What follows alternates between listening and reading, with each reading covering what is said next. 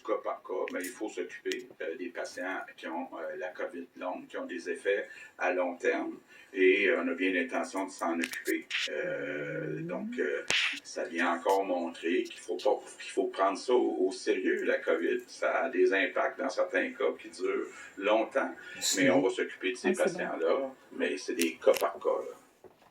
Ce matin, des médecins du regroupement COVID Stop et plusieurs personnes souffrant du syndrome post-COVID, communément appelé la COVID longue, lançaient vraiment un cri d'alarme, un appel à l'aide au gouvernement québécois. Et vous venez d'entendre la réaction du premier ministre. Du cas par cas, dit-il. Ils ont besoin d'aide, de beaucoup d'aide, et seront peut-être entendus, qui sait, on verra. Mon invitée, Dr Anne Béreur, elle est elle-même médecin de famille. Elle est aussi atteinte de la COVID longue depuis de très longs mois. Dr Béreur, bonsoir. Merci d'accepter notre invitation. Bonsoir, madame. Alors, écoutez, vous êtes médecin de famille, vous êtes dans un CIUS, en excellente santé. Il y a eu une éclosion dans l'unité de soins palliatifs où vous avez travaillé en décembre 2020. 10 mois plus tard, vous vivez toujours avec les syndromes, de ce syndrome post-COVID. Vous êtes très affecté, votre situation est critique, n'est-ce pas?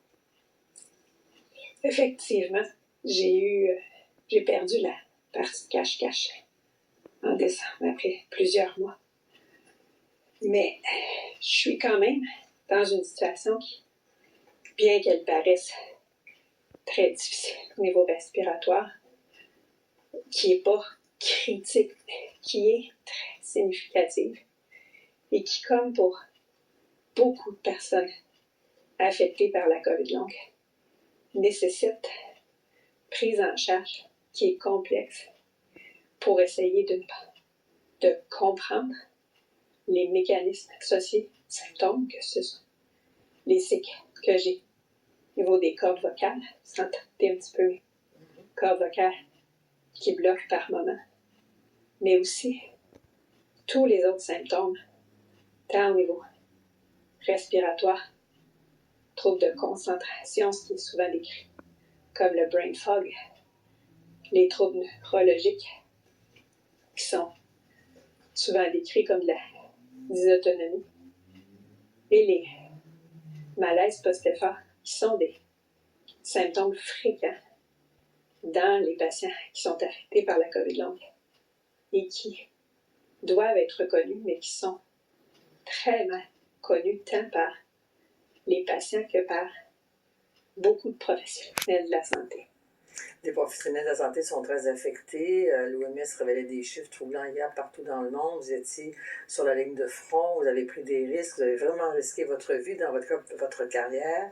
Et ce matin, cet appel à l'aide, non seulement de la part des médecins, mais pour toutes les personnes qui souffrent. Et dans un extrait qu'on entendait au début de l'émission, on vous entendait dire, c'est pas tellement les symptômes qui fait le plus mal, c'est le silence, le vide. C'est que vous n'êtes pas entendu, vos besoins. On ne répond pas à vos besoins. Le système de santé, il n'y a qu'une seule clinique, ne répond pas à vos besoins en ce moment. Il y a plusieurs aspects. D'une part, j'ai l'impression que les Québécois et Québécois ne sont pas suffisamment informés de tous les risques d'attraper la COVID. Considérer que ce n'est pas seulement décès ou rétabli, mais même chez des personnes jeunes et en santé, peu importe la sévérité de la maladie initiale, il peut y avoir des séquelles à long terme.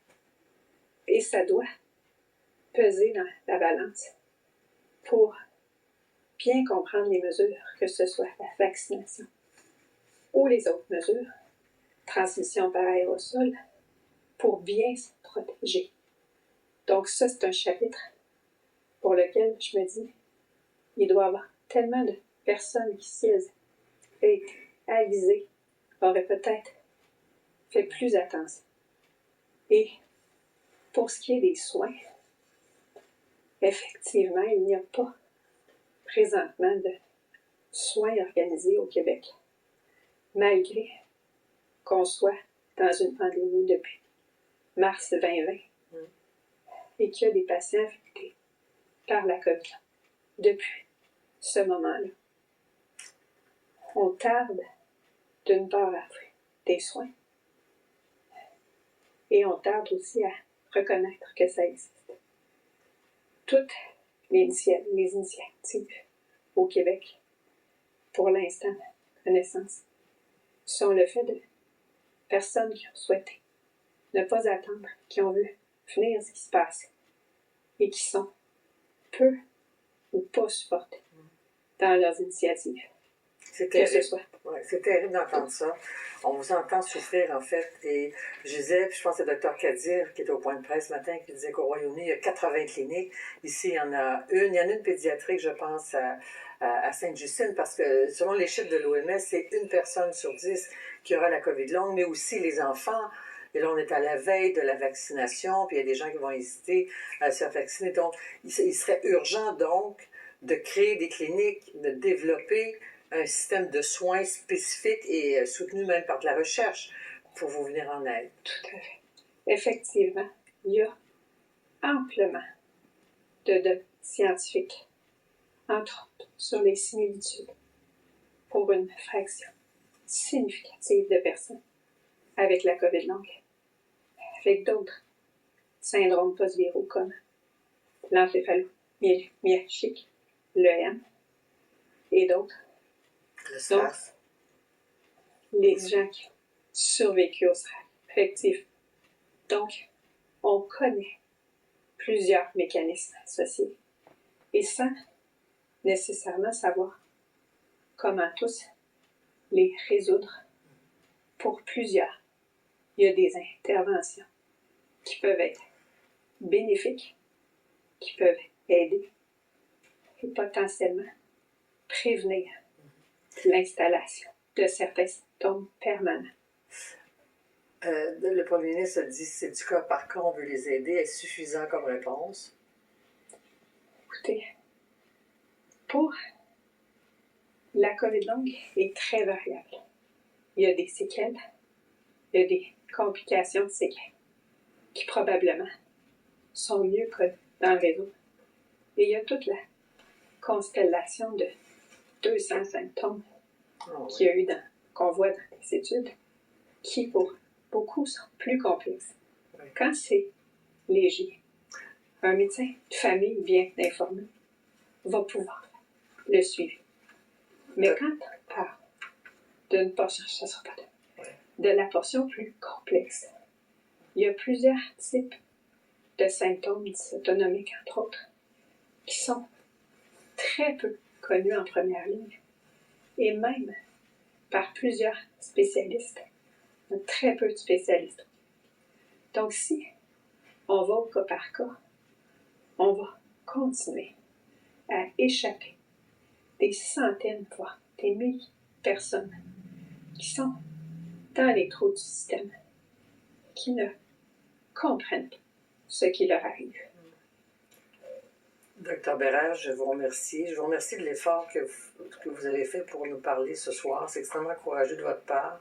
Et j'ajouterais qu'on a eu des témoignages, notamment des travailleurs de la santé, qui sont pourchassés par leur bureau de santé pour rentrer au travail, puis qui disent qu'ils ont la COVID longue. Puis le bureau de santé, du système de santé, leur pousse dans le dos pour retourner au travail.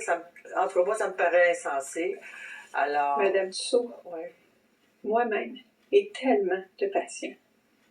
Quand j'ai eu une investigation négative au niveau de mes poumons, parce que mes symptômes respiratoires sont dus à d'autres mécanismes, je me suis fait dire, pas de souci, vos poumons sont beaux, soyez pas anxieuse.